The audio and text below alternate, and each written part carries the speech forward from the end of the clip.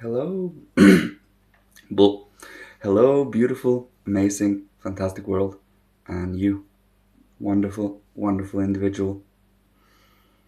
Today, I would like to speak about what resides and plays and has found its home in your aura from present moment to present moment, or from moment to moment if we are going outside time for a second. What we think about others, about ourselves, about our surroundings, what we feel about it, and also the actions we do when we think and feel about it, is playing out in our aura, and it constantly radiates out to the astral sea and the etheric forces, and it affects everyone. Of course, you can truly see through our continents, and it will become more and more clear over the incarnations that will come. We can see our own inner being, we can see our own inner thoughts and feelings. I mean, others and ourselves, because our body language, our facial expressions, posture, anything, it speaks. It is in alignment with our inner thoughts and feelings, in a sense. And for now, it is possible to become, well, it is still half possible in a sense, to hide one's own inner nature and be perceivably nice and kind to others.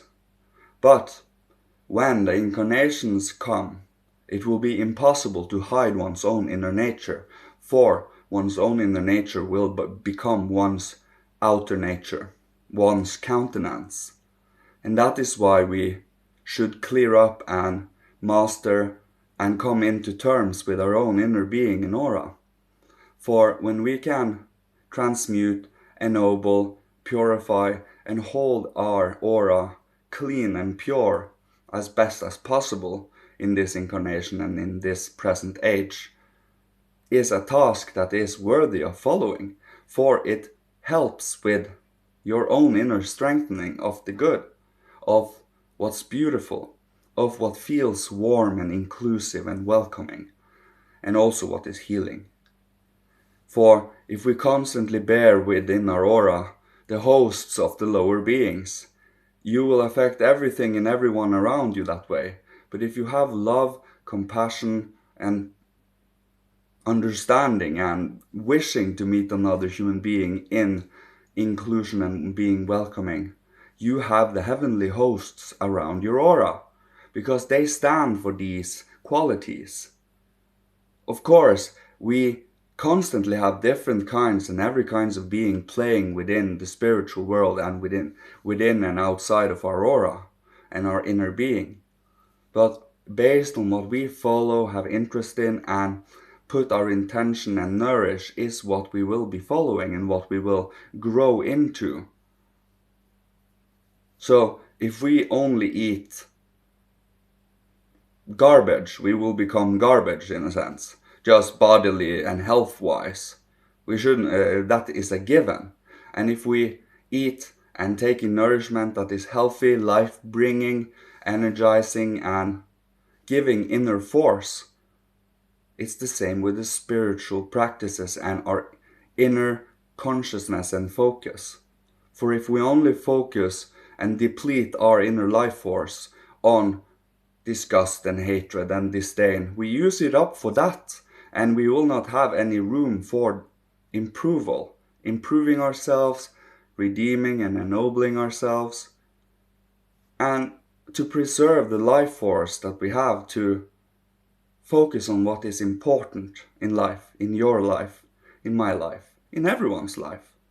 Of course, every individual will have to find out about that for themselves. But what plays in your aura is the state of inner being you are now in.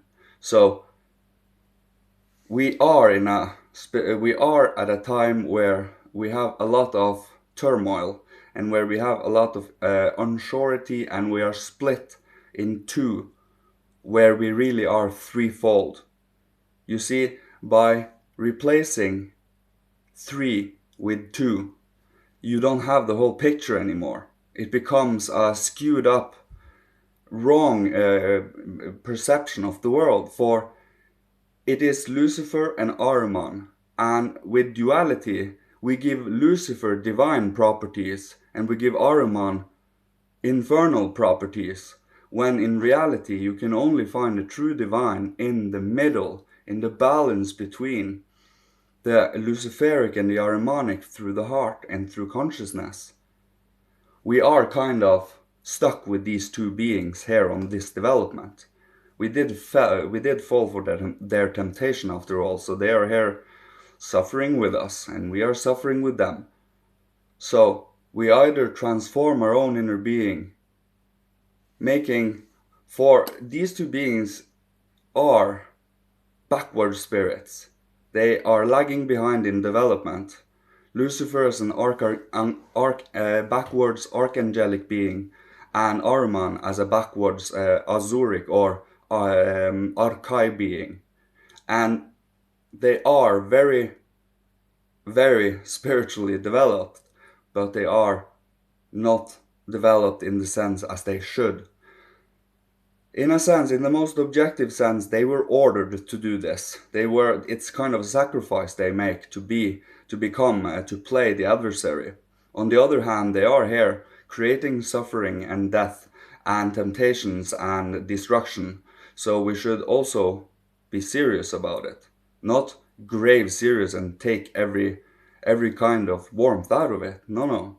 But we have to understand that through the Christ, through the heart, we balance these two poles, for that is what they are. You can see it in the split of the middle of the duality today as people are behaving, as the world is behaving.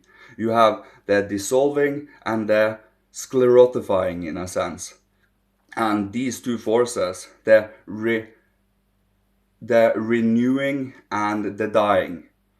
We human beings are a perfect example of this. We are aging, but we are also alive while we age. That the force that counteracts our mineral forces, what constantly is breaking down.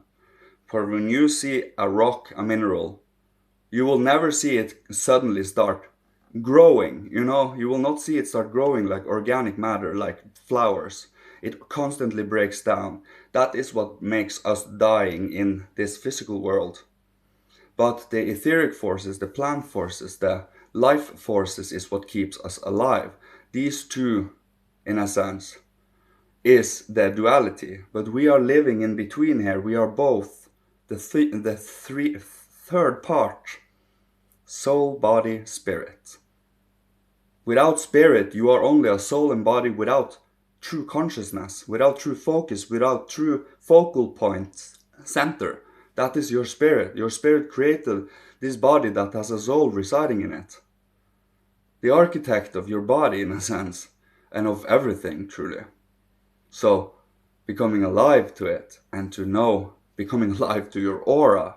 For the more you work upon your own inner being and your aura and your thoughts, feelings, and emotions and your understanding, the more loving and warm your aura becomes.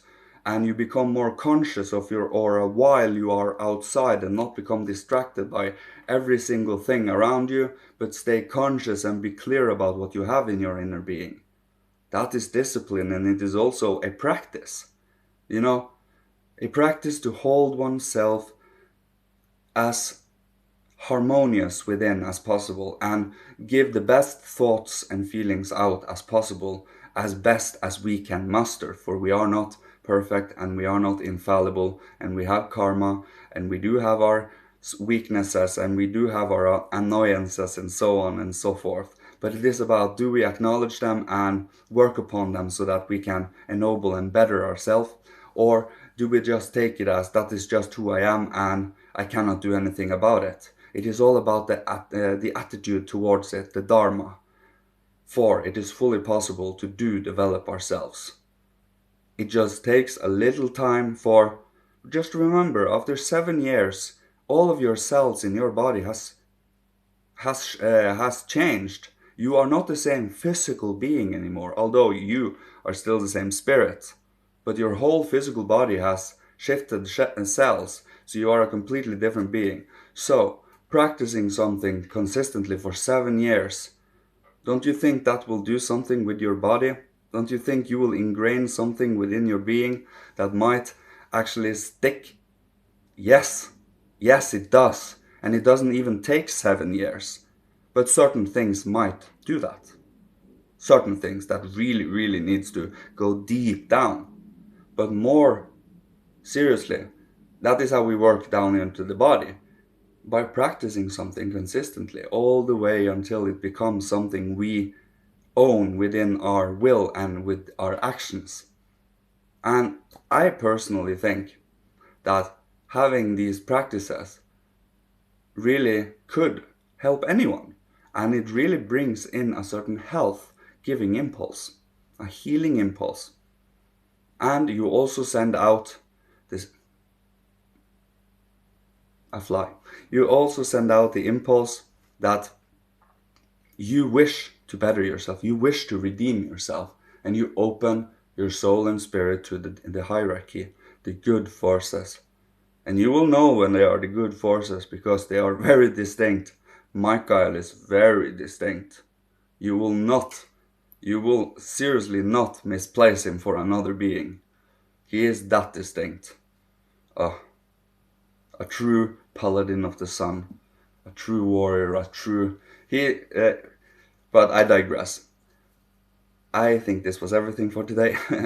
May Father, Holy Spirit, Christ, Michael, ancient masters of old, ancestors from every incarnation, bless, protect, guide, and love you, and may the Godhead, Seraphim, Cherubim, Thrones, Kyriadetes, Dynamis, Exousiae, Archai, Archangels, and Angels bless, protect, provide you with everything that you need to live, survive, and thrive, and be creative and inspirational so others can be the same, if they choose to.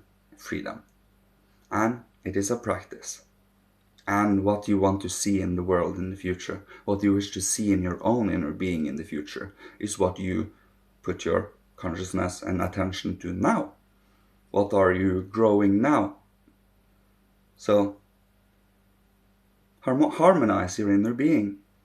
Take your time to do so, and you will be able to start listening to the silence, to where inspiration comes, to where the heart can truly be a sun, to where you can listen to what is necessary for your own good and for your life in general. And when you do so, you can also do that with others. When you love yourself, accept yourself, and have a certain confidence through humility, through the right proper practices, you can show that to others and, well, be that with others also. You give them that same atmosphere and space.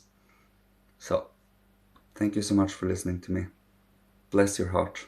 Bless your soul. Thank you so much. Goodbye.